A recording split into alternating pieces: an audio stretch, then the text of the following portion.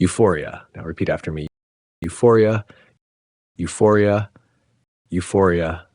Meaning, euphoria is a feeling of intense happiness or excitement, often described as pure joy or bliss. In a sentence, the crowd was in euphoria after their team won the championship. Here, euphoria refers to the overwhelming happiness they felt. Let's try another example. She felt a sense of euphoria as she stood on the mountain peak gazing at the sunrise. Now it's your turn. If you understand the word, comment below with your own sentence using euphoria. Synonyms, some related terms for euphoria are bliss, a state of perfect happiness; elation, extreme joy or pride.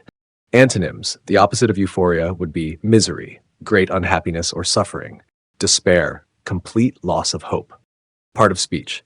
Euphoria is a noun describing a state of intense happiness or excitement. If you found this helpful, make sure to like, share, and subscribe to English Dictionary Infinity. Don't forget to hit the notification bell for more words and pronunciation tips. See you next time.